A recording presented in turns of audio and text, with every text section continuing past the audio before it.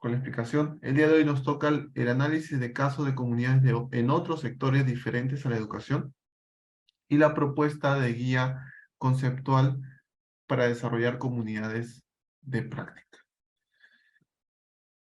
Vamos con la sesión entonces. En esta sesión número 6 vamos a analizar entonces algunos casos de comunidades en otros sectores diferentes a la educación.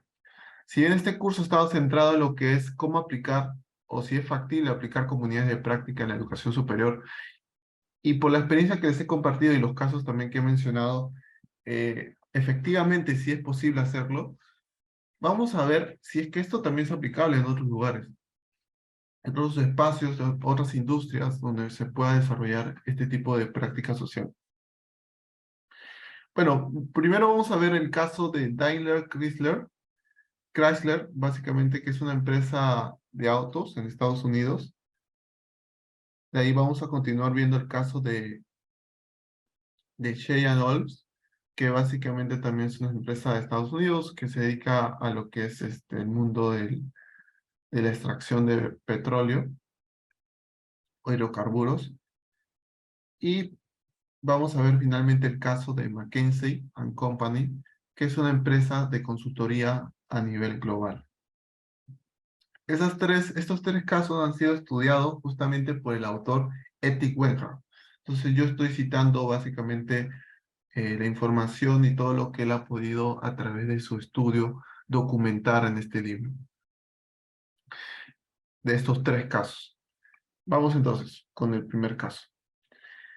El caso de Daimler Chrysler es una empresa de autos, nuevamente repito, que en 1981 se encontraba pasando, prácticamente estaba a punto de quebrar.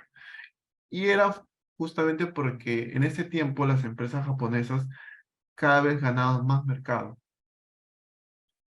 Y eso se debió principalmente a que estas empresas japonesas tenían su ciclo de desarrollo de productos mucho más cortos que los que tenía en ese entonces la empresa Chrysler.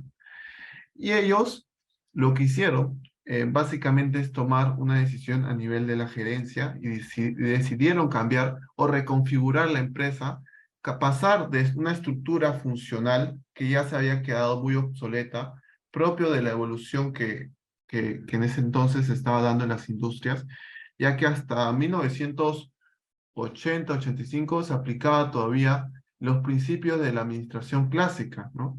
Que básicamente tenían que ver con que cada organización tenía por separado los departamentos y las áreas funcionales.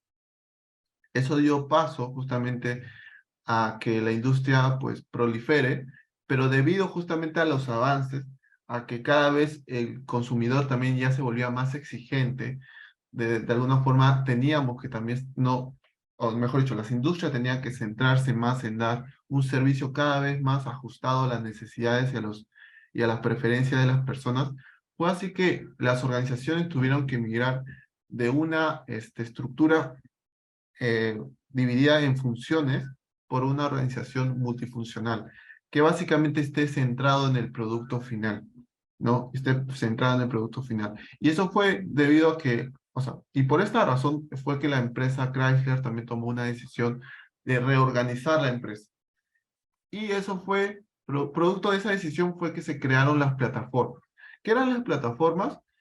Básicamente imagínense una plataforma como si fuera este, como si fuera un supermercado, ¿no? Un supermercado, normalmente en un supermercado tú encuentras de todo.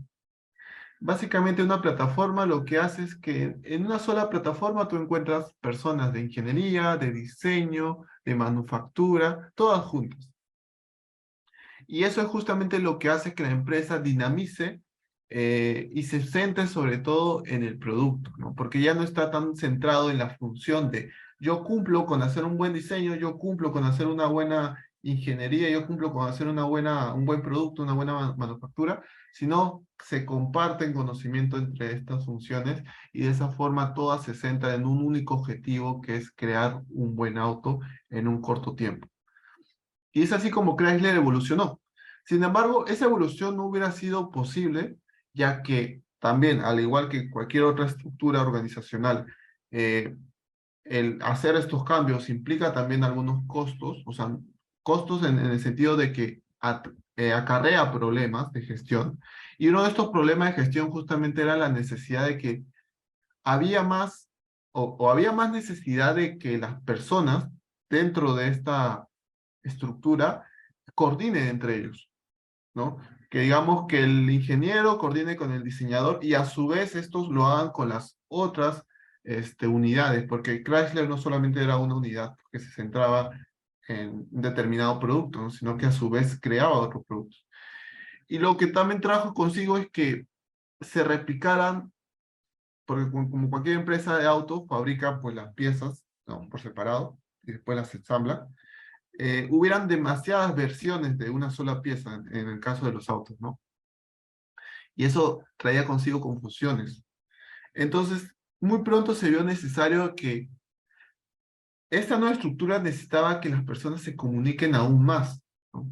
Que no solamente sea una comunicación que quede en algo relacionado a un problema inmediato, sino que se esté pensando justamente en evitar problemas a largo plazo, que puede ser justamente el hecho de que al crearse muchos diseños, posteriormente no se sepa con cuál trabajar. Entonces, eso básicamente implicaba de que necesitaban coordinar más. Y fue ahí evidente que la empresa no se estaba dando justamente el espacio para hacer esa coordinación. A pesar de que esta nueva estructura funcional, esta nueva estructura organizacional tuvo sus resultados, de hecho la empresa pasó de demorar 5 años a 2 años y medio, no hubiera sido posible justamente por por su respuesta a esta falta de habilidad de aprender de su propia experiencia. Y es así como se crearon, en el caso de Daimler Chrysler, lo que vienen siendo los Tech Labs. Los Tech Labs este, iniciaron con reuniones informales, o sea, reuniones que tenían los propios ingenieros, colegas que conversaban a menudo en su trabajo, pero de alguna forma estas reuniones convocaban también a personas de diferentes o sea, mejor dicho, de diferentes departamentos, áreas de la empresa, y eso hacía que en este tipo de espacios se compartiera justamente o de alguna forma se compartieran los aprendizajes, los problemas que se habían tenido, y eso dio consigo pie a que pronto la empresa de por sí solucione estos problemas que encontraba en la gestión del día a día, tenga estos espacios para solucionar esos problemas. Y pronto se dio cuenta también que estos espacios no solamente ayudaban a que las personas con más experiencia pues compartieran sus aprendizajes, sino que sobre todo lo hicieran con las personas que menos conocían, o sea, con los nuevos. Y de esta forma fue como se implementó este tipo de espacios que pronto fueron llamados los Tech Labs. Pero hasta ese punto hubiera quedado tal vez justamente, hubiera quedado solamente como un grupo de personas que se reunieron de forma para solucionar un problema. Pero ¿qué hizo que este grupo se llegara a comprometer? Y acá justamente un aprendizaje de todo esto es que ellos se empezaron a reunir justamente por esa necesidad de comunicarse, de resolver problemas, pero lo que los logró, o sea, cuajar como grupo en sí, fue justamente la necesidad de desarrollar un libro de conocimiento de ingeniería. Dado que en este tipo de espacios se están creando, o sea, se estaba aplicando tecnologías, se están creando soluciones en realidad, entonces lo que también se vio necesario es que toda esta información se documente. Y ahí justamente donde esta historia digamos, se completa, porque gracias a esto,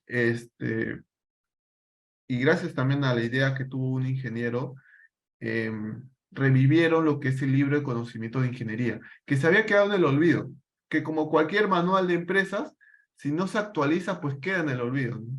Entonces fue justamente este gran propósito de actualizar un libro de conocimiento de ingeniería quien hizo que continuamente las personas agregaran valor a este libro y constantemente también las personas que ya lo habían o mejor dicho, este libro, una vez creado, se volvió un referente en toda la empresa. Entonces aquí podemos notar claramente de que a veces una sola actividad, ¿no? Puede hacer que las personas realmente se comprometan aún más con el aporte hacia este tipo de grupos o comunidades de práctica. Esto pronto se volvió, como nuevamente repito, un referente y desde ese entonces Chrysler viene usando este tipo de comunidades también para poder seguir actualizando estas herramientas que propio del trabajo del día a día se desarrollaron. Este fue uno de los casos que menciona justamente el libro, pero quiero mencionar otro caso que creo que es un poco, incluso un poquito más eh, fuera del contexto normal que todos conocemos, ¿no? Que es normalmente trabajo en oficina, etcétera. Eh, había una empresa, bueno, hay una empresa en realidad que es muy famosa justamente por sus operaciones de extracción de petróleo, ¿no? Estamos hablando de Shell Oil. Ellos lo que hacen, justamente desarrollan tecnología para extraer el petróleo, ¿no? O bueno, el petróleo en realidad, antes de ser petróleo, pasa por un proceso. Entonces ellos se caracterizaban justamente por encargarse de toda esa operación y de desarrollar toda la tecnología relacionada a ese proceso. Hubo un proyecto especialmente que ellos desarrollaron en el Golfo de México. Si algunos conocen el Golfo de México o han escuchado, es uno de los yacimientos de petróleo más profundos también que existen. Entonces había un problema en este tipo de operación que se tenía que hacer no solamente integrando pues personas que conozcan mucho de esta industria, sino que también teníamos que, justamente tenían que integrar personas que conozcan un poco de ciencias, de geología marina, etcétera. Entonces eso trajo consigo de que la empresa en realidad tenga que formar equipos multidisciplinarios, porque como era una operación de más grande magnitud, eso también hacía que los conocimientos que se necesiten eran más diversos. Y justamente ahí es donde viene la iniciativa de crear estos grupos, ¿no? De estos equipos multidisciplinarios.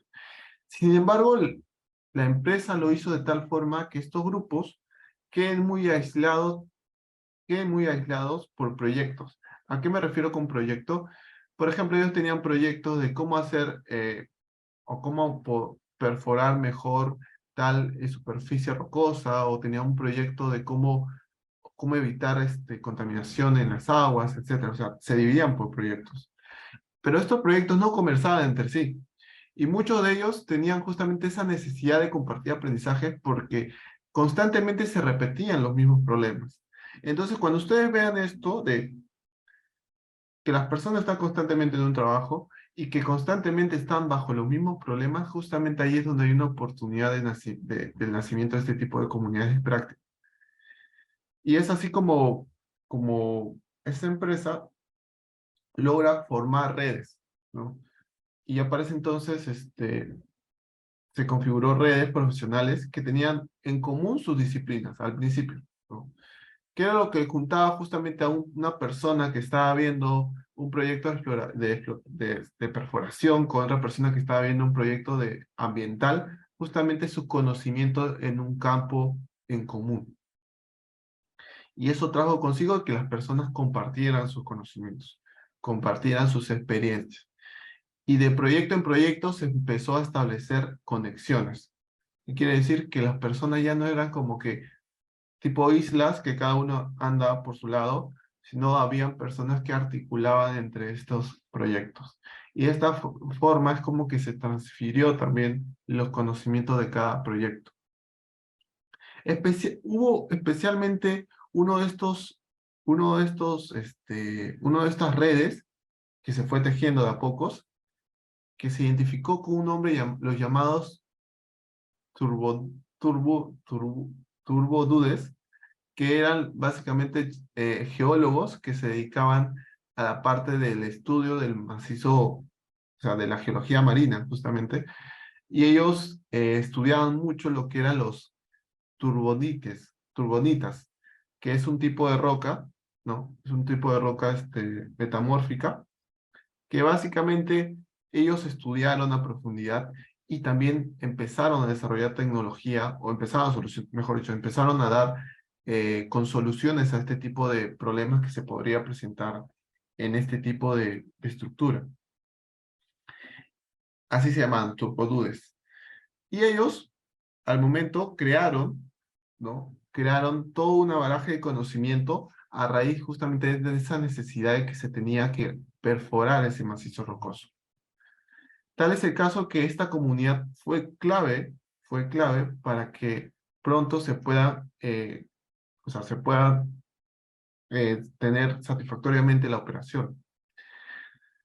Pero especialmente esta comunidad funcionó debido a que el liderazgo del coordinador fue muy importante y fue decisivo, ya que él se encargó particularmente de reunirse con cada persona del equipo.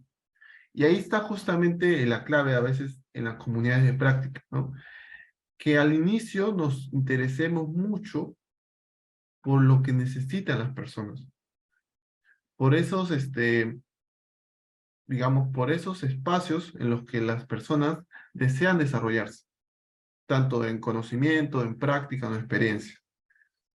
Y es así que esta personita, el coordinador de esta comunidad, se reunía uno por uno con cada persona de la comunidad o del grupo que se había formado. Y de esa forma, con cada persona hacía vínculos. O sea, hacía vínculos de, ah, ya, tú quisieras o sea, profundizar en este asunto, ya yo te uno con las personas que también quisieran profundizar en ese tema. Entonces, conectaba personas. Y de esa forma la comunidad se empezó a dinamizar. Ya no solamente dependía del coordinador, sino se empezaban a crear pequeñas comunidades dentro de la comunidad. Y es así como la comunidad empezó a hacerse muy conocida en general en la empresa, a tal punto que traspasó las fronteras y llegó a extenderse de forma internacional, porque esta empresa tiene operaciones en todo el mundo. ¿Se dan cuenta? Justamente a veces el poner bien las primeras piedras, como se dice al inicio, es tal vez lo más importante que podamos hacer para poder empezar una comunidad de práctica, para poder cultivar una comunidad de práctica. Como digo aquí, hay veces que el trabajo de un buen líder se reduce a crear espacios donde interactúen los miembros en función a intereses y motivaciones en común. Eso es muy importante. Yo me acuerdo que algo que hizo que Spinout también funcionara es que las personas que en este caso empezaron o lideraban, se preocupaban mucho por enseñar a las personas. O sea, realmente se creó este espacio de que constantemente estábamos reuniéndonos y que constantemente las personas también estaban aprendiendo y se estaban conociendo en ese que aprendían. Entonces, es una dinámica bastante bonita el hecho de que ustedes puedan crear espacios donde las personas interactúen, se conozcan, ¿no? A nivel personal primero, y a partir de eso también empiezan a compartir sus intereses y motivaciones, ¿no? Algunos tenían intereses en aportar a la comunidad, otros tenían intereses más en desarrollar proyectos, pero para ninguno de ellos se les cerraba el espacio, ¿no? Se les abría el espacio y hacíamos que de alguna forma las personas se conectaran justamente en lo que es su motivación de hacer que más jóvenes también conozcan de esto. Eso fue tal vez lo primero y lo más importante al inicio que hicimos, porque de ahí para adelante ocurrieron muchas cosas, pero lo más importante al inicio era que la persona que esté liderando comparta su conocimiento, que la persona que esté liderando cree los espacios y que la persona que esté liderando también conecte a las personas, ¿no? Y las conecte de forma que en esa conexión las personas reciban valor. Y cuando hablo de valor, no me refiero al dinero, me refiero sobre todo al conocimiento, la experiencia compartida, a los documentos compartidos, etcétera. ¿Ya? Y los contactos también, ¿no? Porque como le dije, algo que también nos ayudó fue que tuvimos apoyos desde el inicio. Eso fue algo importante también. Y ya para ver el tercer caso, este caso es de la empresa McKinsey and Company. McKinsey es una consultora mundial global que está en varios países, casi en todos los países está McKinsey. Ellos han desarrollado o vienen desarrollando justamente su método de consultoría y es muy conocido también por una publicación que se ha hecho de cómo es que McKinsey trabaja, cómo es que McKinsey ayuda a las empresas en diferentes sectores. Y esto tal vez es lo más particular de esta empresa, de que esta empresa no solamente trabaja pues en temas de tecnología, en temas de recursos humanos, sino se mete en todo tipo de industrias. ¿Y por qué es que funciona tanto McKinsey? Justamente uno de los pilares que tiene McKinsey ha sido y es sus centros de práctica. ¿Y qué cosas son los centros de práctica? Son espacios donde los líderes de esta empresa o sea, básicamente se juntan y comparten sus experiencias en diferentes proyectos. Por ejemplo, una persona que tiene experiencia en un proyecto de manufactura en un país X, le comparte su experiencia a alguien que tiene un proyecto de manufactura también, pero en el país, en el país Y. Y es de esa forma, en ese compartir conocimiento, donde se crean métodos, donde se crean manuales o buenas prácticas que se pueden hacer para determinados proyectos. Y es así como esta empresa poco a poco ha ido configurando dentro de sí misma un sistema de gestión del conocimiento. Y eso tal vez sea el estadio más avanzado que toda empresa puede, este, puede querer, ¿no? Desarrollar. Porque no todas las empresas tienen justamente esa apertura a hacer que su centro de creación de valor sea el propio conocimiento que tienen los trabajadores. Y parece poco irónico porque justamente las empresas lo que hacen al momento de ofrecer un servicio o un producto es ofrecer el valor que pueden crear sus, este, sus empleados, sus colaboradores. Y en este caso, eh, muchas de estas empresas justamente lo que no hacen es que una vez que crean el valor, o sea, desarrollan un producto, un servicio, desperdician el hecho de que estas personas al momento de hacer este producto o servicio han constituido en sí una experiencia, o han acumulado en sí mismas una experiencia. Y esa experiencia, si no se aprovecha, simplemente se va cuando esa persona se va. Y es aquí donde McKinsey Company justamente ha hecho las cosas totalmente diferentes. Ponía en el centro de la empresa todo ese conocimiento que las personas habían adquirido a lo largo de los años por justamente su trabajo en la gestión, digo, en los proyectos de consultoría. Entonces, las prácticas, que es como le llamaron justamente a este compartir de conocimiento, las prácticas se volvieron el pilar de la propuesta de valor de la empresa.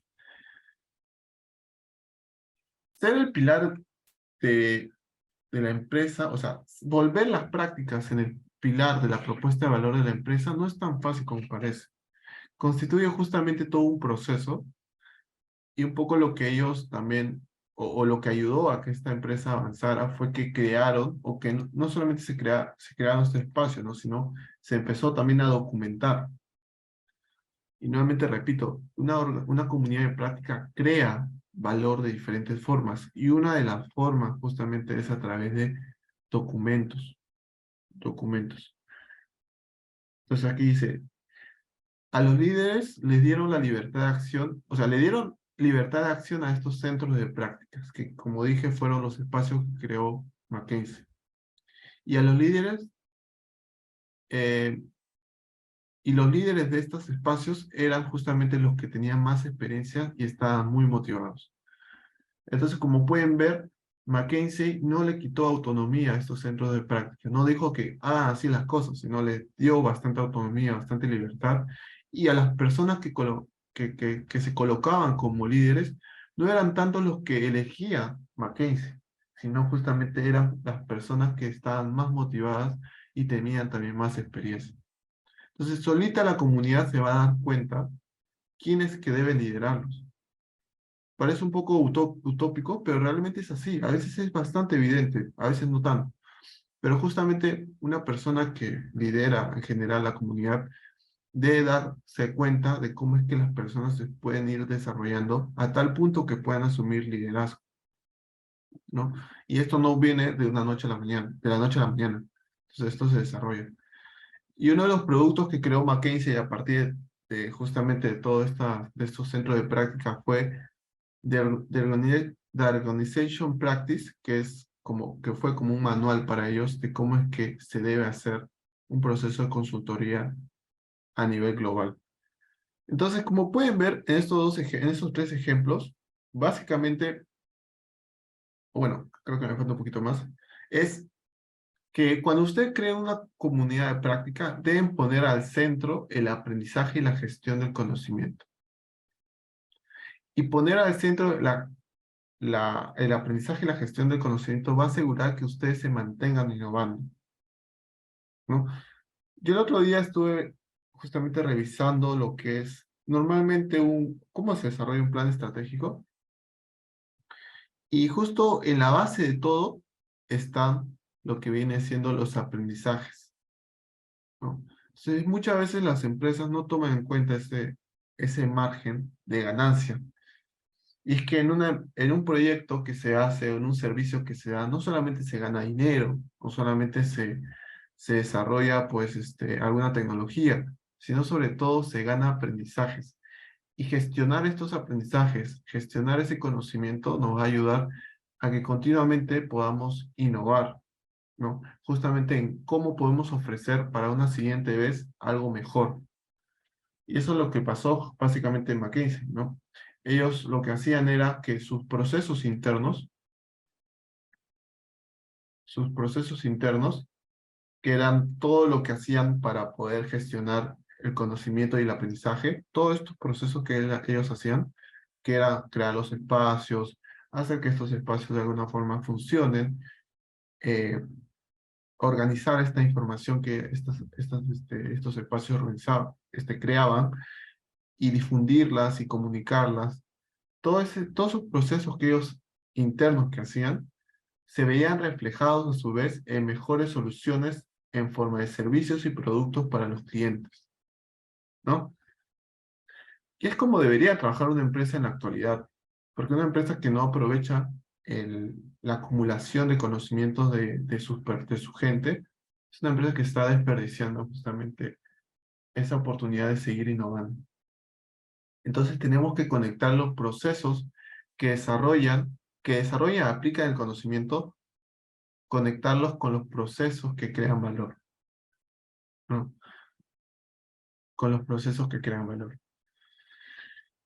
Entonces, cuando ustedes escuchen nuevamente de comunidades de práctica, no solamente se pongan a pensar en organizaciones voluntarias. O sea, esto lo hacen empresas que tienen mucha reputación a nivel mundial, ¿no? Que son conocidas justamente por su servicio de calidad.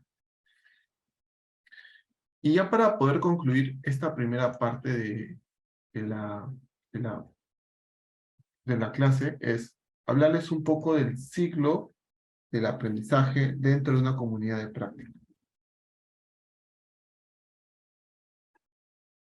Y para eso, quisiera primero que nos pongamos en contexto. Una comunidad de práctica normalmente nace dentro de una organización. Normalmente.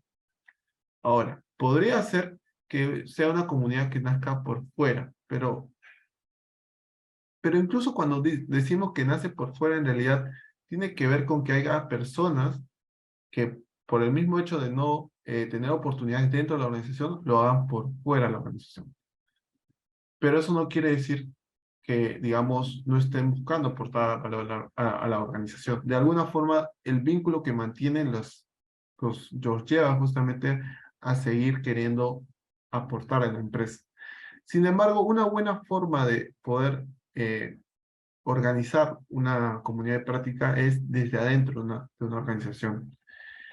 Una organización, veámoslo como lo que conocemos ahorita como una empresa o como una asociación, como una universidad, ¿no? Cualquier organización que conozcan, ¿sí? Cualquier organización que conozcan, veámoslo de esa forma. Ahora, cómo es que se organiza una empresa, una universidad? Normalmente tiene una estructura jerárquica, ¿no? Y hay también división por funciones, por departamentos, por áreas, etcétera.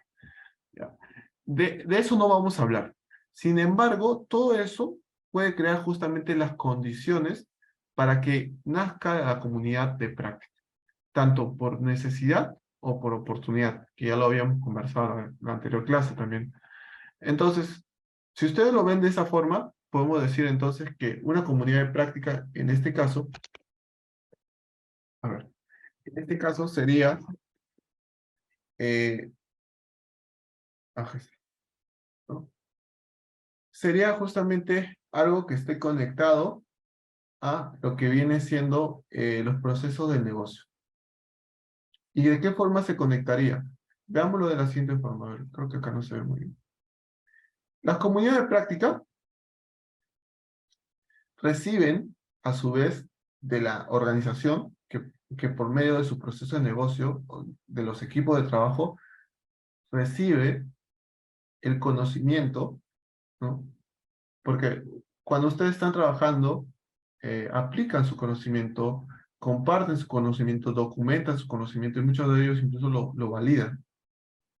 Entonces, todo ese conocimiento que se tiene dentro de una organización, llámese empresa, asociación, universidad, llega a una comunidad de práctica, pero una comunidad de práctica no se queda con ese conocimiento simplemente, sino justamente lo utiliza para resolver problemas, para resolver alguna necesidad que tiene la organización, o incluso para apalancar alguna solución que tienen, o una idea o un proyecto, etcétera.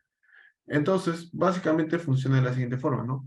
Al momento de recibir este conocimiento, ¿no? Las empresas, la comunidad de práctica básicamente crean estos espacios donde las personas aplican ese conocimiento de forma independiente a los procesos de negocio.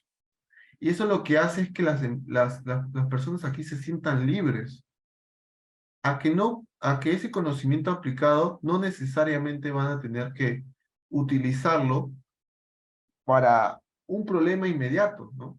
Sino ese proceso, ese conocimiento incluso puede quedar para una siguiente oportunidad. Entonces, al momento que se hace esta interacción dentro de una comunidad de práctica, lo que también se hace es que las personas se lleven consigo esa experiencia para que en una siguiente oportunidad de necesitarlo dentro de un proceso de negocio, lo puedan aplicar. Y esa aplicación, obviamente, va a ser un aprendizaje doble. ¿Por qué? Porque por un lado, las personas aprenden dentro de estos espacios de comunidad y por otro lado, después de aplicar su conocimiento o el conocimiento obtenido en las comunidades de práctica, regresan y nuevamente pueden aprender de eso. Entonces, todo gira en torno al aprendizaje. Para repetirlo. Pongamos el caso de Juan, ¿no? Juan es un chico, un ingeniero recién, bueno, un consultor que recién ingresa, pongamos la empresa McKinsey, ¿no? Entonces, Juan ingresa a trabajar a McKinsey, ¿no? Juan va a entrar en un equipo de trabajo. Juan está aquí. Sin embargo, se entera de que hay una comunidad de consultores que se organizan y que constantemente se están reuniendo para compartir sus experiencias. Y no solamente para compartir sus experiencias, no son conversatorios nada más, sino sobre todo hablan de aquel caso que se está dando en un país X de un proyecto de consultoría. Entonces Juan se interesa y se apunta para poder, se registra para poder participar de esa reunión. Cuando Juan va a esa reunión, se va a dar cuenta que las personas están justamente de todo el conocimiento que tienen, de todo el conocimiento que tienen estas empresas, estas personas, básicamente lo utilizan, todo ese conocimiento producto de su trabajo, ¿no? En las consultorías, lo utilizan justamente para que en estos espacios resuelvan problemas, ¿no? O a partir de esto se apalanquen o empiecen a crear, mejor dicho, crear nuevos métodos.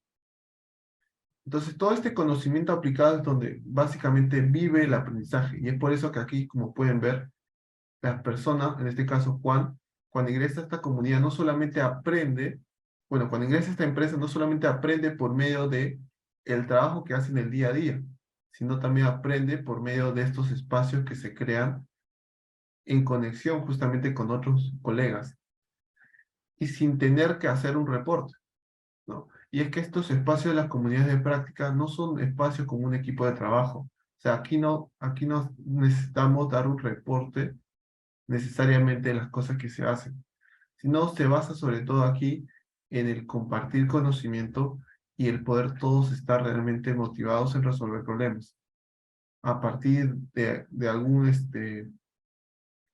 aplicación que se tenga, ¿no?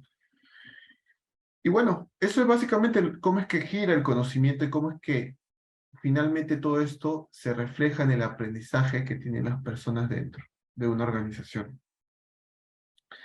Bueno, entonces hasta este punto, ¿tienen alguna pregunta?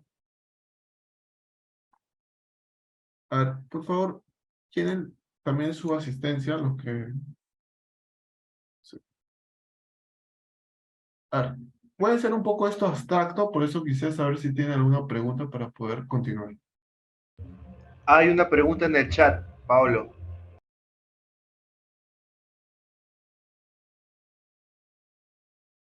Ya dice, una consulta, ¿cómo tú te identificas en apoyar a aquellas comunidades de práctica, dando tu punto de vista, como dar charlas, reunirse con ellos, motivarlos? ¿Cómo tú te identificas en apoyar a aquellas comunidades?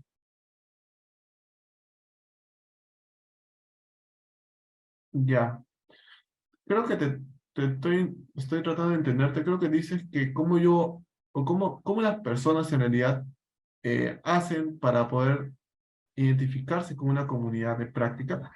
Bueno, puede ser de diferentes formas, ¿no? Cuando una comunidad es grande, el hecho de que las personas se identifiquen va a ser incluso algo que va a pasar de forma, por decirlo, no tan controlada, ¿no? Pero va a ser un proceso colectivo, porque las personas, por ejemplo, si yo llego a un lugar, ¿no? Y no sé nada de lo que saben estas personas que están en ese lugar, obviamente voy a pasar totalmente, o sea, se van a dar todos cuenta que yo no estoy o que yo no soy parte de ese grupo. Entonces, cuando una comunidad es grande, inmediatamente tú encuentras justamente,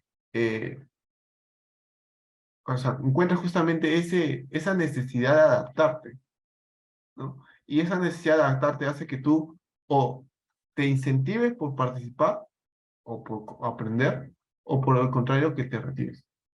Entonces, tal vez justamente ese sea uno de los mecanismos más importantes que tiene una comunidad de práctica, que cuando va creciendo, solita ayuda a que las personas se den cuenta qué tan importante es que ellos conozcan de lo que los demás saben o qué no tan importante es eso, ¿no? Entonces, las personas se empiezan a comprometer con la comunidad de práctica cuando entienden el por qué están ahí, el qué es lo que necesitan para estar junto con los demás y justamente la utilidad que tiene todo eso para ellos.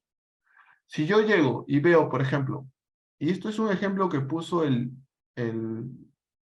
que se puso también en un video en YouTube que revisé, decía, por ejemplo, si yo llego a una comunidad de práctica y básicamente utilizan ciertos términos, yo no sé, no los entiendo porque ellos obviamente ya tienen su terminología, ya tienen sus propios este, rituales, por decirlo así. Entonces yo voy a pasar, va a salir rápidamente a relucir que yo no soy parte de esa comunidad. Pero el no ser parte no quiere decir que no me van a incluir, me van a incluir, pero va a depender de mí, o sea, va a ser un proceso de yo identificarme con el grupo, el que va a hacer que yo me quede o me vaya. Y si me quedo, obviamente, que el compromiso va a ser que yo aporte. Y esa es justamente la dinámica que se establece en una comunidad de práctica. Que las personas que están en una comunidad de práctica no sean agentes pasivos, sino constantemente estén participando de la creación del conocimiento.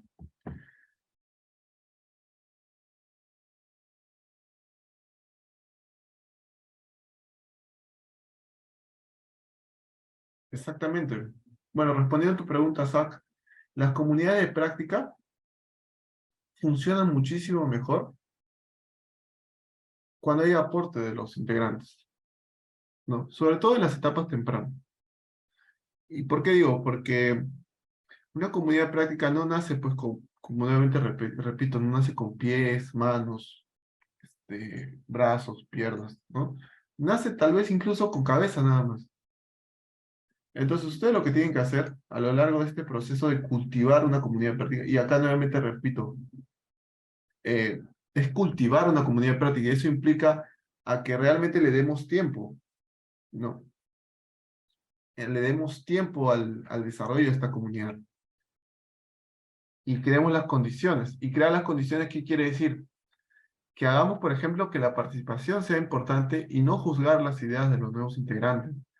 Hay gente que llega con buenas ideas y cambia justamente las prácticas.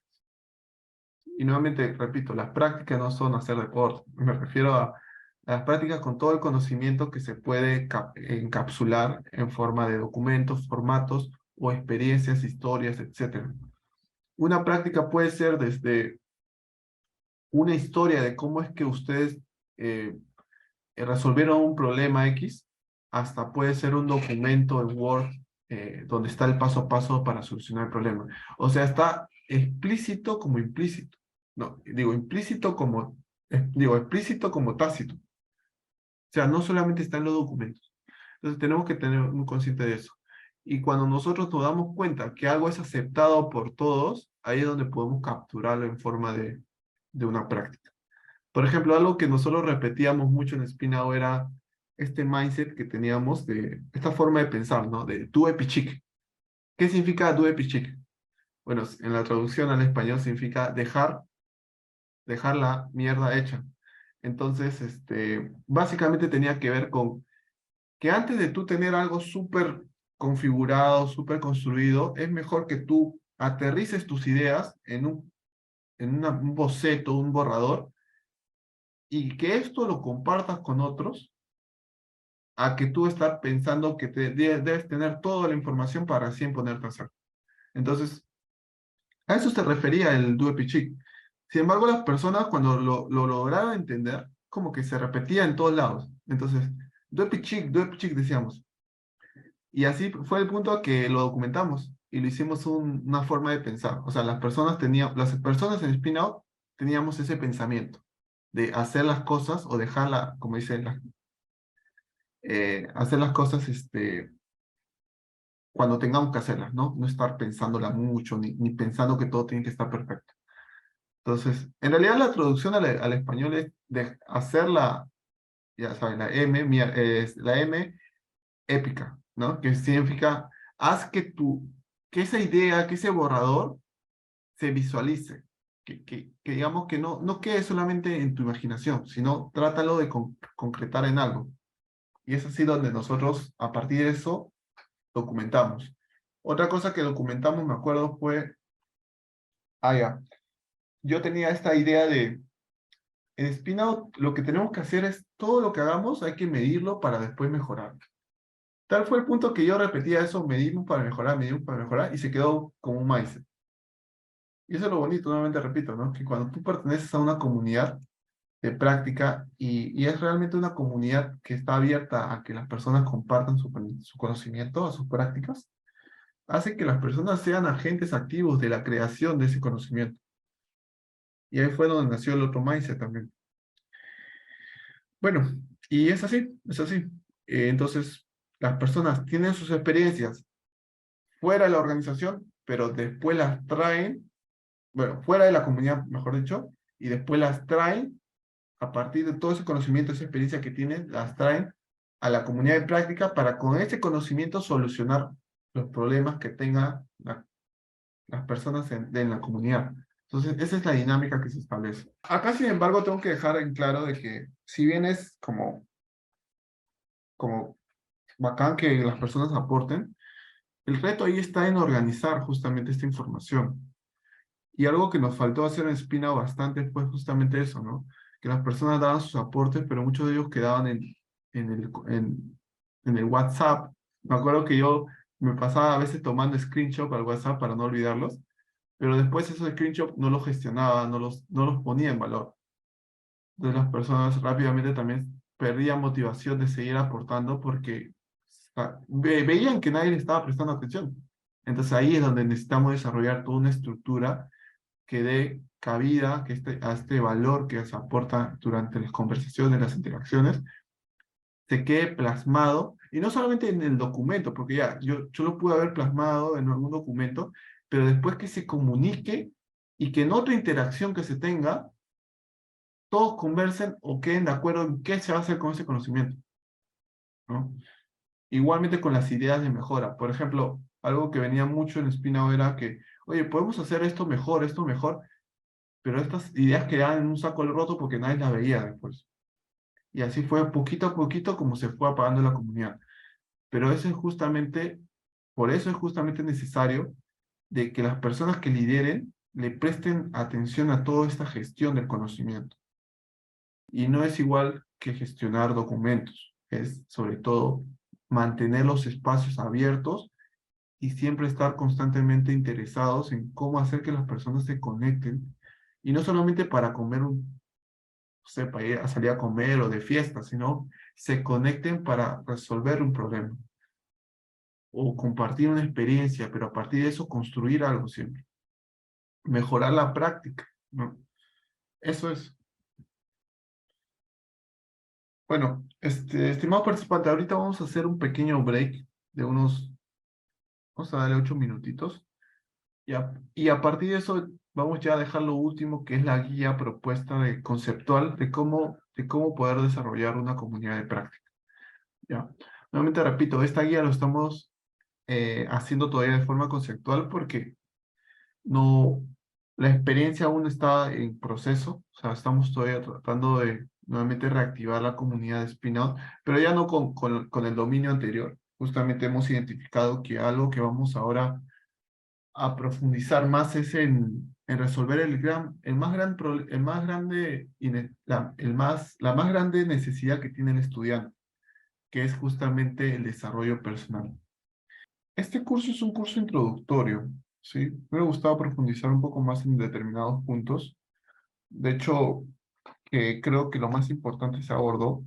Sin embargo, justamente la importancia de este curso es que va a dar pie a que profundicemos un poco más, no solo tanto ya en la parte del marco teórico, ni las razones de por qué es aplicable una comunidad de práctica. Algo que yo estoy tratando de hacer justamente es impulsar una investigación a nivel de lo que son las comunidades de estudiantes y de organizaciones estudiantiles, para que a partir de eso empecemos también a darles más valor a este tipo de organizaciones que están en las universidades, ¿no? Y que muchas veces, como que escuchamos, ¿no? El caso de filosofía viva son olvidadas. O sea, ¿ustedes se imaginan lo que pudieron haber hecho lo de la carrera de filosofía? O sea, entiendo que en ese punto, como dice, nadie puede apreciar algo que no comprende, ¿no? Entonces ustedes no pueden apreciar algo que no comprenden. Yo creo que hasta ese punto ellos, bueno, esta escuela de filosofía no comprendía, pero tampoco tenía la capacidad de ayudarlos. Pero algo más pudieron hacer, yo creo. Bueno, para que no pase eso, yo lo que estoy tratando justamente de impulsar es que por medio de Spinout y de toda la investigación que vamos a empezar a hacer a partir de este año, es que podamos dar un mejor afronte, o mejor dicho, empecemos a dar soluciones al problema de justamente de la escasa socioformación que tienen los jóvenes. Bueno, vamos avanzando entonces, sin embargo, este es el curso ¿Cómo no fracasar en el intento? Ya le hemos hablado de cómo es que las comunidades de práctica se han aplicado en otras industrias. Bueno, básicamente entonces, en este punto quisiera hablar de cómo no fracasar en el intento de hacer una comunidad. Yo me he puesto a pensar de cuáles son las cosas, los principales errores que cometimos, ¿no? Como organización. Justamente empecé a recordar todos los momentos más importantes que tuvimos como organización, y básicamente pasamos por todas las etapas que ya había comentado en la anterior sesión. Entonces, aquí va la propuesta de guía conceptual para desarrollar comunidades de práctica. ¿Qué hacer en las etapas tempranas de desarrollo y qué hacer en las etapas maduras de desarrollo? Spinoff pasamos por todas estas etapas. No fue bastante evidente el traspaso de una etapa a otra, porque había una vibra diferente, se sentía la comunidad muchísimo más comprometida y hubo un punto en que ya pues se apagó. Entonces, básicamente fue de esta forma, ¿no? Entre el 2016 y 2017, todo lo que fue el 2016-2017, estábamos en una etapa potencial. ¿Qué quiere decir esa etapa?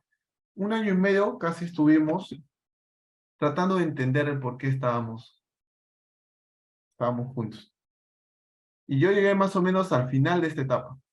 Yo, para cuando llegó a mí, todavía no había una idea clara de qué cosa quería Spinout. Más allá de enseñar innovación y emprendimiento, no teníamos una forma de transmitirlo de forma rápida, sencilla. Entonces se nos hacía cada vez todo un enredo el explicar qué es lo que queríamos hacer. Pero llegó el 2018 y fue así como una curva ascendente, ¿no? Como más o menos se ve. ¿Por qué? Porque descubrimos que la mejor forma de transmitir lo que era innovación y emprendimiento era el taller de Design Thinking.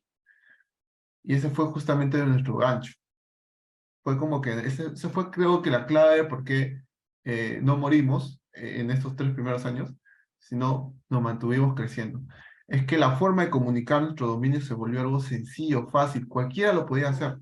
O sea, después de llevar obviamente un taller, quien quisiera hacer o replicar ese taller lo podía hacer. Entonces, eso fue la clave, yo creo, de por qué de repente esto empezó a crecer más, ¿no? El crecimiento se mantuvo, ¿no? Todo el 2018 hasta finales, y comenzando el 2019, ahí fue donde empezó, yo creo que el real crecimiento, y es que también ya la organización, de por sí ya teníamos muchas cosas que habíamos documentado, muchas cosas que ya habíamos establecido como reglas, como principios, valores. Y esto nos ayudó de todas maneras a que las personas que entraran se identificaran rápido con Spinout. O por si no, pues ya salieran, ¿no? Es como, nuevamente repito, cuando llega un momento en que la comunidad se vuelve un filtro. Porque las personas comprenden a tal grado el dominio que dicen, yo quiero estar acá o no quiero estar acá. Cuando la persona está y no sabe por qué está, pero también es como que no se siente excluido porque básicamente todos están igual que él, se queda, pero realmente no está. Y eso es lo que yo creo que le pasa a muchas comunidades. Muchas comunidades se enfocan mucho en crecer en miembros, pero no se enfocan mucho en qué tan calidad de miembros tienen, ¿no? Qué tan motivados están las personas. Y ahí es donde yo empecé a comprender también que la motivación hace cosas que podemos pensar que no son posibles, ¿no? Yo me acuerdo que en junio del 2019, casi faltando un mes para exámenes, los chicos todos de más de 14 universidades se pusieron a hacer su taller de Sentinel. Estaban motivados todos.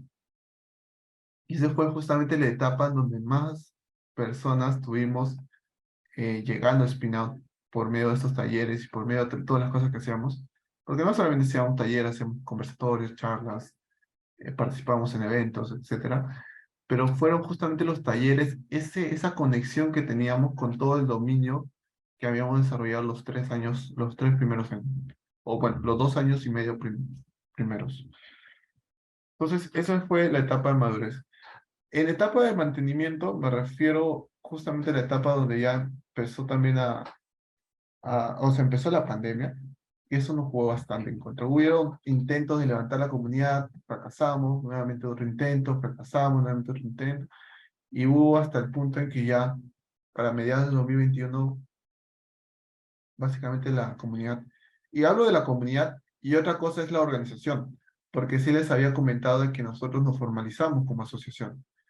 Como asociación, digamos que mantuvimos alguna actividad, pero la comunidad se fue al pique, ¿no? Y aquí en Spinout, a partir del 2019 ya se hace un contar la historia también, pero de dos formas, ¿no? viéndolo como comunidad y viéndolo como organización, como asociación. Entonces, esta es la visión de cómo es que nosotros evolucionamos en cuanto a la comunidad. Entonces, ahorita la comunidad está aquí, ¿no? Está en su momento más bajo, por decirlo. Pero nosotros como organización seguimos trabajando. De hecho, hemos hecho esta investigación que les comenté también. Vamos entonces, ¿qué hacer en las etapas tempranas de desarrollo? En estas etapas debemos poner foco en comprender los problemas, intereses y motivaciones que tienen las personas.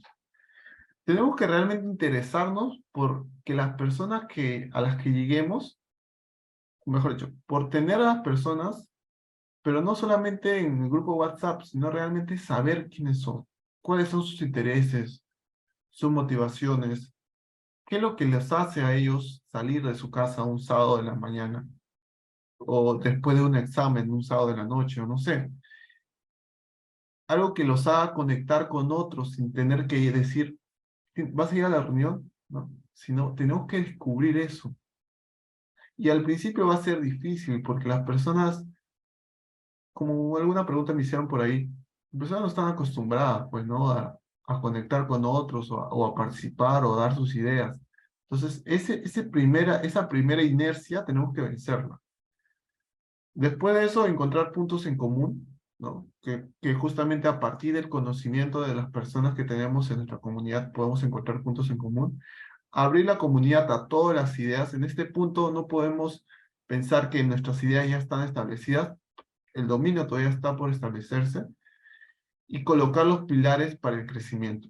Y acá me refiero justamente a que ya empecemos también a vislumbrar lo que posteriormente va a ser la necesidad de organizar toda esta información que se va a crear. Y eso es algo que también tenemos que anticipar, porque de no hacerlo, justamente llega este momento y como me pasaba a mí, ¿no? Las personas dan sus ideas, todo, y nadie lo aprovecha. Entonces, para que no haya eso, tiene que haber todo un equipo, y nuevamente el equipo no es que ustedes sacan y seleccionan así con el dedito, ¿no? Tienen que las personas haber justamente generado hasta tal punto de compromiso que ellos quieran hacerlo. Y es un poco diferente a simplemente elegir dentro de la gente a alguien que pueda hacerlo, ¿no? Entonces, eso es muy importante, estas dos primeras etapas. Pero ya enfocándolo en cada etapa, por ejemplo, en la etapa de potencial, lo que yo recomiendo es trabajar sobre todo en desarrollar un propósito que inspire. Desarrollar un propósito que inspire. El desarrollar un propósito que inspire tiene que ser muy, pero muy inspirador. O sea, yo creo que tiene que ser algo que realmente que las personas les haga salir de su estado de confort, ¿no? Su status quo, como dicen. Trabajar en encontrar puntos en común. Puntos en común quiere decir cosas que conecten a las personas de diferentes disciplinas en muchos casos, ¿no? Que conecten personas de diferentes generaciones. No todos pueden ser, o sea, no todos necesariamente son estudiantes. En la comunidad también llegaron personas egresadas. Puntos en común con nuestros aliados, ¿no? Ahí también tenemos que contrastar los intereses, porque nuestros aliados quieren algo de nosotros. Por ejemplo, en Espina nos pasaba que muchos nos llamaban porque querían que vengan estudiantes a los eventos que hacía la incubadora. No, hay que saber hasta qué punto se puede ayudar, hasta qué punto también es una distracción. Comunicar efectivamente el dominio. Y finalmente el dominio tenemos que comunicarlo efectivamente, ¿no? Como digo, al inicio el dominio no va a estar tan definido. O sea, ese propósito, esa razón de ser no va a estar tan definido. Pero de alguna forma tiene que ya estar inspirado, ¿no? Por una historia. Y cómo inspiramos a partir del dominio? Por medio de las historias, ¿no? Una historia que inspiraba mucho en este entonces en Spin-Out justamente era la historia de estos cuatro jóvenes, ¿no? Que viajaron a Stanford para aprender design thinking. Que gracias a eso ellos también pudieron tener oportunidades de trabajo. Entonces eso inspiraba bastante a las personas que querían unirse a Spin-Out. Cooperación. Ya cuando llegue a una etapa de mayor crecimiento, ustedes van a encontrar que hay un montón de personas que se acercan a ustedes queriendo apoyar. Y van a ser chicos que, igual que ustedes, que empezaron la comunidad, van a tener esas ganas de sumar más al proyecto. Pero que sin embargo tenemos que también saber poner en una balanza, ¿no? El aporte personal con el aporte colectivo. No es que de un día a otro vayamos a hacerle caso solamente al miembro nuevo o al miembro viejo. Hay que justamente saber contrastar, o poner en una balanza, nuevamente repito, la necesidad que tiene la comunidad con lo que el aporte que puede hacer cada uno. Como pueden ver en esta foto, todos, la mayoría aquí somos de diferentes universidades, ¿no? Pero todos estamos comprometidos con sumarnos a la causa. Sin embargo, en ese proceso de sumarnos, tiene que haber justamente alguien que sea que conoce el dominio, que sea capaz de recoger todos esos aportes personales y los convierta en algo que todos podamos amar por igual, ¿no? Entonces aquí lo que recomiendo es trabajar en lo que es crear una práctica que todos entiendan a profundidad. Y con respecto a la práctica que nosotros hicimos fueron los talleres de Design Thinking. Esa fue nuestra principal práctica, que todos entendían y que todos dominaban, ¿no? Llegó a un punto que todos dominaban el taller de Design Thinking, básico, ¿no? La metodología. Entonces eso se volvió para nosotros algo digamos, como una especie de hilo conductor a todas las cosas que hacíamos. Todo lo hacíamos con base al Design Thinking. Incentivar que las personas sean agentes activos de su aprendizaje. Y me refiero aquí a que no hagamos también las personas pasivas, ¿no? Que constantemente le estemos retando a que ellos puedan aprender y que a partir de lo que aprenden puedan también enseñar. Porque una idea que teníamos también a partir de un estudio que se hizo es que enseñar es un 80%, mientras que aprender es un 10%, mejor dicho, mientras que leer es un 10%. Entonces nosotros realmente aprendemos al enseñar también. Mucho, o mejor dicho, aprendemos mucho más enseñando que solamente leyendo. Entonces ustedes tienen que darse cuenta de eso, el valor que tenemos al hacer que las personas compartan su conocimiento. Pero antes de eso, asegurarnos que todos entiendan a profundidad lo que se quiere compartir, ¿no? Porque no es que de la nada también las personas vayan a venir y todos vayan a tener el mismo conocimiento, el mismo nivel, sino hay que esforzarnos por eso en que todos puedan desarrollar una base desde donde se pueda crear cosas. Y en esta etapa es muy importante aprovechar cualquier interacción o conversación para cultivar la práctica, ¿no? Este tipo de espacio que teníamos nosotros, donde nos reunimos todos los líderes de la red que habíamos creado en ese entonces, en estos espacios, me acuerdo que no solamente hablábamos pues, de cómo solucionar los problemas de la organización, ¿no? Sino sobre todo dábamos ideas de cómo es que mejoremos el taller de Design Thinking, cómo podemos hacer el evento mejor, cómo podemos, o sea, realmente se compartía mucho de la parte práctica, ¿no? O sea, hablábamos de la práctica. O sea, no solamente quedábamos en temas administrativos. Entonces, aprovechemos cada espacio para justamente cultivar la práctica. Esto es en las etapas tempranas, ¿no? Entonces, en las etapas tempranas, nuevamente repito, definir el dominio, desarrollarlo y sobre todo hacerlo inspirador para los demás. Y encontrar puntos en común y para eso necesitan conocer muy bien a las personas que están formando parte de la comunidad. Y lo segundo es que una vez que las personas lleguen, pues tener para ellos también una práctica para que puedan entender a profundidad lo que se quiere hacer. Incentivar a que las personas sean agentes activos de su aprendizaje y finalmente que cada interacción que tengan se aproveche para poder cultivar la práctica, o sea, para seguir mejorando ese constructo de conocimientos que tenemos colectivamente. ¿Qué hacer en las etapas maduras? O sea, ya cuando la organización esté un poquito más, por decirlo, eh, construida, ¿no? Ya, digamos, ya de alguna forma hayan personas identificadas como líderes, hay alguna forma también de separar la participación de los miembros.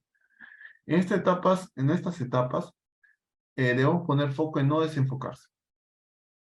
Lo que pasa es que cuando van a ver va a haber bastantes personas que quieran comprometerse, va a haber personas que quieran invertir más tiempo en la organización.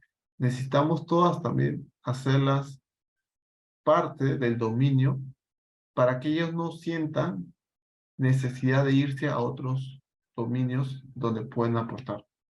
Yo me acuerdo que acá muchos de los errores que cometimos es justamente que empezamos a desenfocarnos y eran de forma sutil, ¿ah? Era de forma muy sutil el desenfoque, no era como que lo estamos haciendo, ¿no? Pero me acuerdo que empezábamos ¿cómo se llama? Bueno, una de las cosas que hicimos, por ejemplo, acá está, es hacer nuestra asociación. Y yo, ¿por qué digo que fue un desenfoque? O sea, porque en ese punto yo pensé que era una buena decisión, pero la comunidad no estaba preparada todavía para una asociación. ¿Y por qué? ¿Por qué lo digo? Porque todo lo que ven aquí, todo lo que ven aquí, son de Lima. Y ya estábamos nosotros como en 7 regiones. O sea, habíamos excluido, en esta reunión habíamos excluido a bastantes personas. A pesar que lo transmitimos, todo no es lo mismo. Y lo otro es que invitamos justamente a esta asociación a personas que eran todavía muy nuevas todavía en la organización, ¿no? Entonces, en lugar de enseñarles, ya le estábamos comprometiendo algo que incluso todavía no entendían. Entonces, el enfoque ya no era tanto que las personas comprendan la práctica, sino el enfoque era organizarnos. Y organizarnos, descuidando lo más importante que en una comunidad de práctica es que las personas aprendan, colaboren, creen conocimiento, trae consigo que las personas cada vez estén prestándole más tiempo a organizarse y no tanto a hacer lo básico de una comunidad de práctica. Y como nuevamente, repito, todo esto gira en torno a que las personas aprendan. Y eso fue un desenfoque. Hacer esfuerzos porque el liderazgo se descentralice. Nosotros tuvimos un problema muy grave, que fue que la persona que dominaba, o que había creado el dominio, centralizó tanto ese dominio que hizo que, o sea, mejor dicho, no es que hizo, es que también nosotros lo permitimos, ¿no? O sea, los que le seguíamos en el nivel de liderazgo, yo y otras personas, no cuestionamos nunca eso, nunca dijimos, eso está mal, ¿no? Que él nomás sea el que centralice todo. Incluso él era el que creaba los formatos, los programas, y muchas de las cosas que él creaba, todo lo daban por aceptado. Y es así de importante a veces un líder, porque es como que al inicio funciona mucho el que el líder haga las cosas y los demás como que lo verifique, le den visto bueno. Y ahí sí se avanza. Pero ya cuando el grupo es más grande, no se puede hacer eso, pues porque se cae justamente en el individualismo.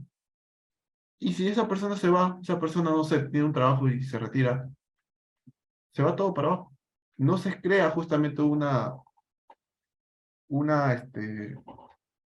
constructo que permita que el conocimiento empiece a generarse también desde otros puntos y que las personas representen al dominio no solamente en una persona, o no lo hagan al menos de tal forma que para otras personas, cuando le toque su oportunidad de ser líder, vayan a ser justamente el hecho de ellos ya no sentirse tan parte. O sea, no podemos hacer que el dominio sea una persona. Y yo creo que eso es lo que pasó básicamente en Spinow, ¿no? Muchas de las cosas que Spinow hacía, lo hacía porque una persona irradiaba eso. Y eso era demasiado, o creo que fue demasiado clave, o mejor dicho, fue el principal factor de por qué Spinout de la comunidad decayó después de un tiempo. O sea, y de forma tan rápida. Esforzarse aún más en la comunicación llegue a todos. Y esto es clave, ¿no? De que la comunicación llegue a todos, y realmente a todos, y sobre todo a los más comprometidos. Que se mejore la organización sin quitar autonomía a las microcomunidades y reavivar el aprendizaje. Dice, que se mejore la organización sin quitar autonomía a las microcomunidades y reavivar el aprendizaje. ¿Qué hicimos nosotros? Todo lo contrario, ¿no? nos enfocamos tanto en la organización que le quitamos autonomía a las microcomunidades. O sea, porque como les dije, ¿no? Nosotros nos gestionamos por comunidades. O sea, cada universidad tenía su comunidad. ¿Y qué hicimos? En lugar de mantener eso, cambiamos totalmente eso y creamos una organización por sedes. Y ya el nombre nomás te da idea de que era un poco más de organización. Entonces eso nos quitaba un montón de autonomía a las sedes, digo, a las comunidades, a las microcomunidades, y las enfocaba sobre todo en un rol de reporte. Me acuerdo que empezamos el del 2019, a finales, pedir reportes.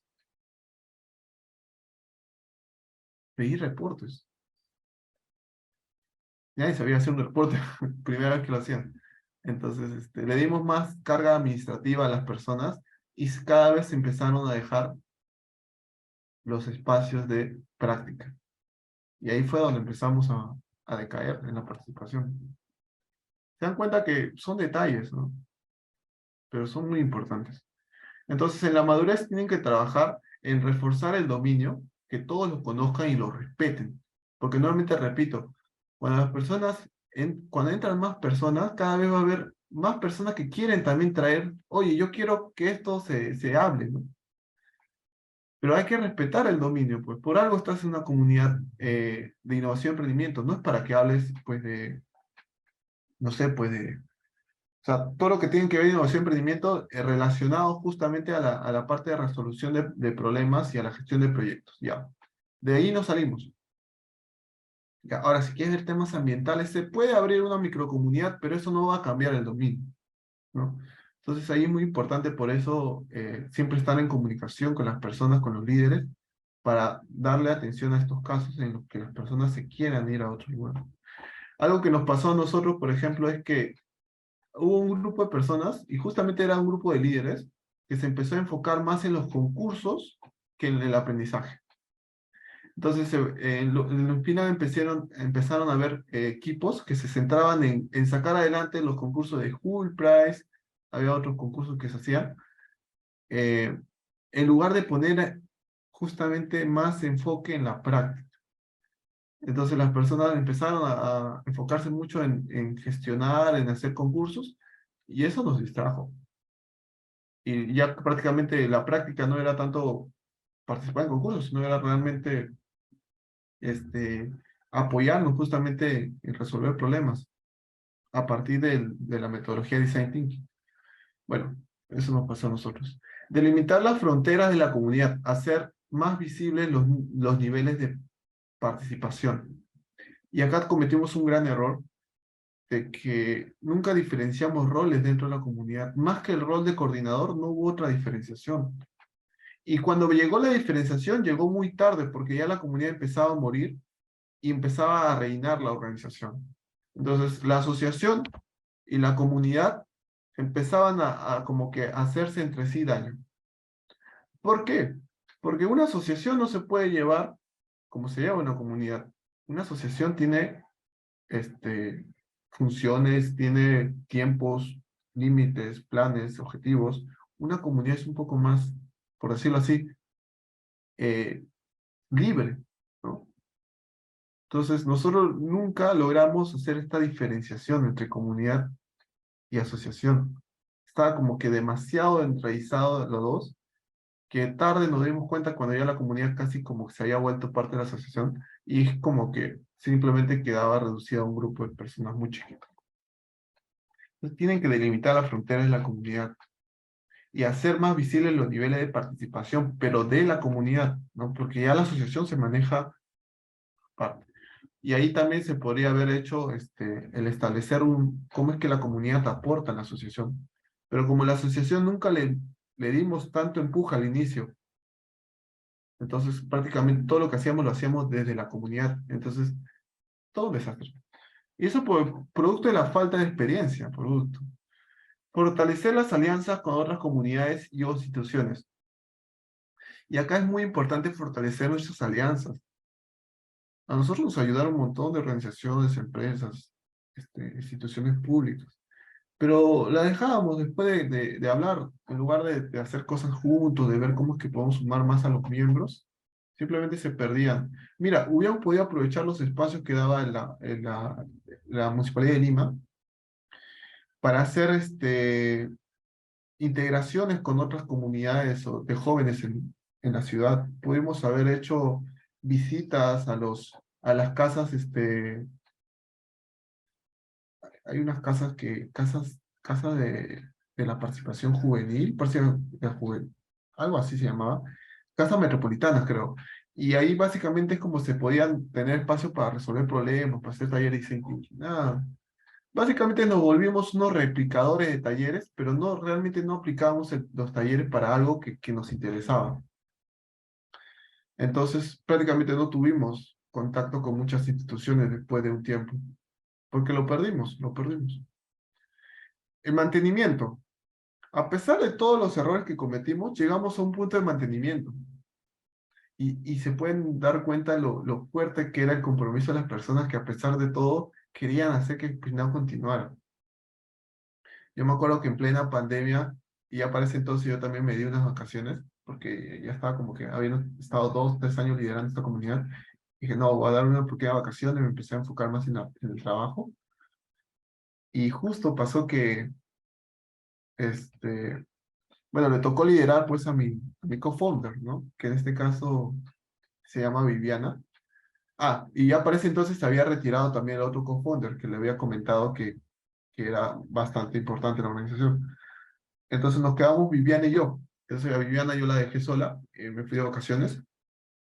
Y ahí básicamente el aprendizaje que saco de esto es que se puede haber hecho mejor las cosas justamente porque las personas no habían olvidado por qué Espinao había iniciado. Y eso se denota en esta foto, ¿no? A pesar de estar en pandemia, como que nos manteníamos muy unidos. Y yo creo que eso se hubiera podido aprovechar muchísimo mejor si hubiéramos podido delimitar mejor la comunidad, si hubiéramos podido hacer mejores alianzas, si hubiéramos podido levantar ya para ese entonces algún financiamiento para cubrir algunos gastos que teníamos como organización. Hubiéramos podido hacer varias cosas. Pero en ese punto de mantenimiento lo que hicimos en lugar de todo eso es tratar de organizarnos. ¿Y qué organizábamos? Lo viejo, lo pasado. Ya no estábamos innovando, ya no estábamos aprendiendo. Entonces aquí lo que tienen que trabajar mucho es en mantenerse innovando, dándoles espacio a todos para su crecimiento en la organización. Y de aquí en adelante van a ver que los que se mantienen son los mismos, porque ya básicamente ya no hay una rotación de nuevas personas. Ya las personas no saben cómo pueden crecer dentro de tu organización. Y como no había también una separación entre comunidad y organización, entonces la gente básicamente veía como el único conducto la organización. O sea, ya no veía el espacio y comunidad como un espacio, en realidad era como que algo medio difuso, pero no lo entendían. Y pues aquí yo lo que recomiendo es simplemente manténganse innovando. O sea, nunca dejen de innovar. Siempre cuestionense cómo es que están haciendo las cosas. Afiancen las relaciones de pares, porque eso es lo que va a mantener a la comunidad en sus peores momentos. A relaciones de pares me refiero a la relación que establece, por ejemplo, Gerardo y Franco, que establece Viviana y Mauricio, Nelson y Pamela, Cris y Gianmarco, Aldair y José, ¿no? Esas relaciones que en pandemia, pues por tema de COVID, nos, nos sacó del cuadro todo esto, lo pudimos haber hecho de forma más intensificada, tal vez motivando a que la gente haga pequeños proyectos entre sí, haciendo que los líderes conversen con cada uno de ellos, o sea, tratar de tener relaciones de pares. Y eso es lo que también se dejó de hacer. Organizar a la comunidad en torno al aprendizaje, ya eso ya lo he venido repitiendo. Creo que es algo que nos faltó, nos centramos mucho en aprendizajes, en organizar a la comunidad, pero en torno a algo que ya estaba desfasado. Las personas ya no aportaban como antes, entonces, y ya finalmente la pandemia nos mató. Bueno, la pandemia fue uno de los factores. El siguiente factor fue la salida del co-founder. Pero aquí lo que podría recomendar es dense cuenta de forma rápida si es que su dominio tiene que evolucionar. Y en muchos casos, como nos pasó a nosotros, tuvo que evolucionar, pero no lo evolucionó. Entonces, lo que no evoluciona, ¿qué hace? Muere, pues. Y a nosotros, pues, como no evolucionamos tempranamente, la comunidad murió. Entonces, básicamente, la comunidad nunca quedó claro qué iba a hacer, cuál era su papel dentro de la asociación. Entonces, en lugar de decirle, mira, ahora como comunidad y ahora que hay asociación, tú vas a ayudar a la asociación de esta forma, simplemente dejamos que la comunidad quede como estaba. Y como no se estaba haciendo lo de antes, simplemente terminó por morir. Entonces, aquí yo los aliento de verdad a que a través de estos aprendizajes que les he podido compartir, traten de hacer mejor las cosas, ¿no? Yo creo que como dice, es sabio como dicen, aprender de nuestros errores. Digo, es, es de inteligente es aprender de nuestros errores, pero de sabios es aprender de los errores de otros. Yo creo que si ustedes quieren hacer su comunidad de práctica, tienen que hacerlo justamente viendo un poco los aprendizajes que yo he tenido, ¿no? Y nuevamente, pensar, pensar, ¿no? Pensar que realmente lo que estamos haciendo vale la pena y que hacernos las preguntas adecuadas a veces nos pueden evitar de problemas, ¿no? Yo creo que a lo largo de esos años que estaba la comunidad activa, yo nunca pude darme cuenta de verdad lo que estaba pasando, ¿no? Tardíamente descubrí este concepto de las comunidades de práctica y yo si lo hubiera sabido, tal vez hubiera hecho mejor las cosas. Pero ya, no vale arrepentirse, la idea está que todo esto nos ha quedado como aprendizaje también, ¿no? Y a partir de eso, ahora que vamos a hacer justamente la renovación de la organización, porque ya no vamos a estar centrados tanto en innovación y emprendimiento, sino más en desarrollo personal, empecemos a trabajar en eso. Y eso les comparto como un adelanto. Bueno, ya les había compartido también por el WhatsApp, pero nosotros de ahora en adelante ya nos vamos a enfocar más en lo que es desarrollo personal. Todo lo que es gestión de tiempo, salud mental, etcétera. Entonces, así como nosotros evolucionamos nuestro dominio, yo también los invito a ustedes que llegado el momento, si ven necesario, se puede también cambiar el dominio. Entonces, atrévanse a hacerlo. Y sobre todo, como cualquier problema, tenemos diferentes formas de atacar el problema, ¿no? Hay que simplemente decidir por cuál ir. Para nosotros, la innovación de emprendimiento tuvo su tiempo. Seguramente más adelante pueda regresar de alguna u otra forma, pero ahora nuestro centro va a ser justamente el desarrollo personal. Y nada, yo quisiera agradecer igualmente a todos por su tiempo en este curso introductorio a lo que son comunidades de aprendizaje. Comunidades. ¿Qué ellos recomienda para aumentar la participación y recuperar las ideas? Mira, un medio que yo estoy explorando bastante es el Discord, ¿ya? Pero, chicos, ninguna plataforma nos va a servir si previamente no hacemos contacto de las personas de forma real. O sea, no necesariamente por presencial se puede hacer. O sea, es lo mejor hacerlo presencial, pero se puede hacer virtualmente también. Entonces, pero las personas tienen que tener espacios en donde conecten de forma individual, ¿no? Y es un poco difícil hacerlo en virtual, pero con más esfuerzo se puede hacer, ¿no? En el presencial es mucho más fácil, ¿no? Juntas a la persona, la dejas ahí y ya está. Le pones una pizza y ya está. Son felices. Pero para lo que es los medios virtuales, básico, primero que nada, es que conecten principalmente entre ellos, en pares, ¿no? Gerardo con Franco, Milady con Doris, Daniel con Kelly, conecten primero parejas, o en tríos también.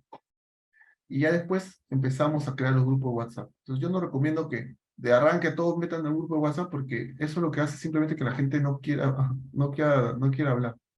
Ya cuando todos se conozcan van a ver cómo explota ese grupo de WhatsApp. Es como cuando juntan en un grupo a sus 4 mejores amigos y cada rato se mandan memes, ya. Obviamente ese grupo tiene una finalidad diferente, ¿no? En el caso de una comunidad práctica todos van a estar obviamente en torno a lo que es el problema o el dominio. Vamos con la siguiente pregunta, a ver qué dice. Ah, Sí, pero Discord es una buena plataforma para comunidades. A ver, dice su compañera, entonces en la etapa de cooperación no solo debemos comprender el qué actividad, sino el por qué de esta para la expansión de la comunidad. Ajá. O sea, tiene que ser, en la etapa de cooperación, tienes que asegurarte que cuando lleguen estas personas tengas algo que hacer para que ellas a su vez lo repliquen.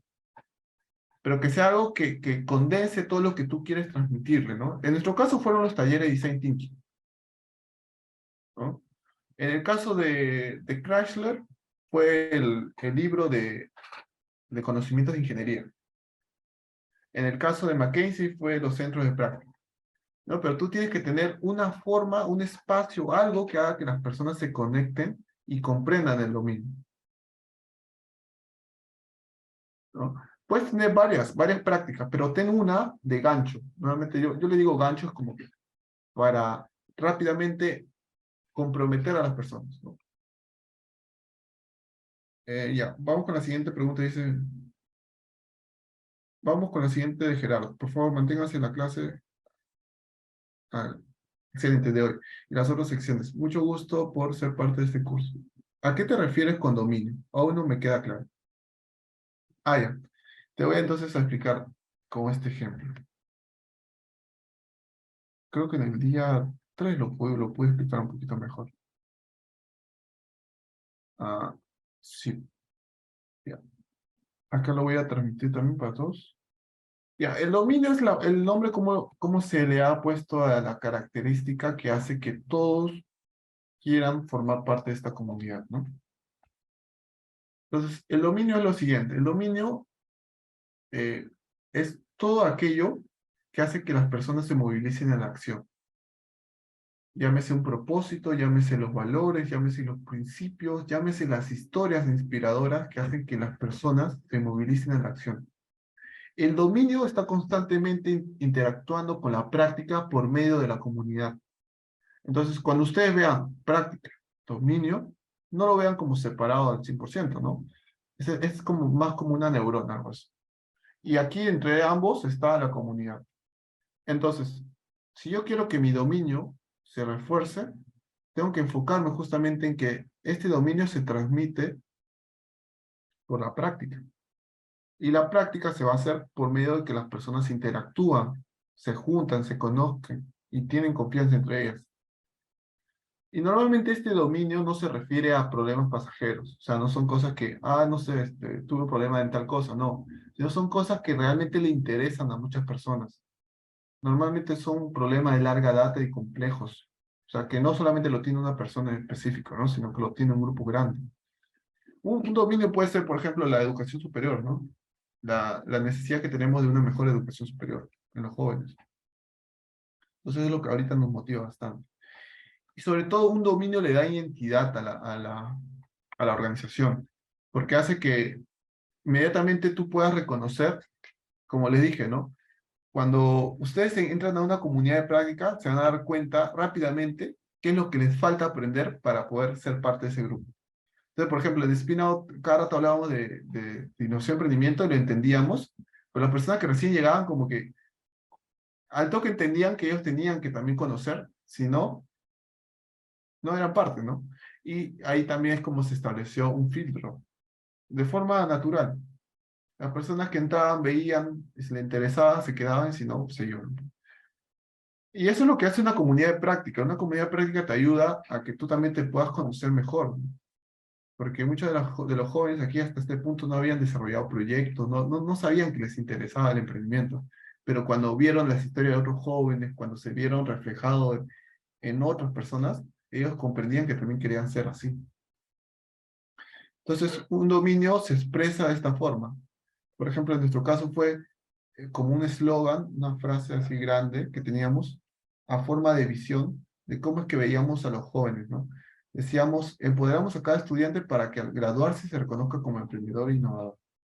Este era nuestro dominio. O sea, eso es algo que inspiraba a las personas. Entonces, cada vez que preguntes qué es un dominio, sencillamente es algo, un concepto, un propósito, un problema que hace que las personas se movilicen hacia la acción, hacia hacer algo respecto a eso, ¿no? A eso se refiere como no dominio. Justo algo que estuve escuchando en una charla también, es que tal vez el problema más grande que tenga la educación en este siglo sea la crisis de identidad. ¿Y a qué se refiere con la crisis de identidad? A que cada vez para las personas va a ser más necesario el saber identificar cuál es su identidad, o sea, qué es lo que quieren en la vida, qué es lo que quieren hacer con su vida y qué quieren aprender también. Porque va a haber tantas cosas por conocer que va a ser imposible que tú puedas realmente querer dedicarle tiempo a todo, ¿no?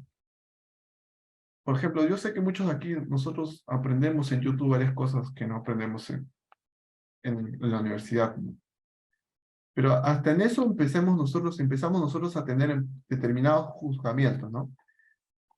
Y empezamos a ser ya más discrecionales y decimos, esto me gusta, esto no me gusta, esto me gusta, esto no me gusta. ¿Qué pasa en la universidad?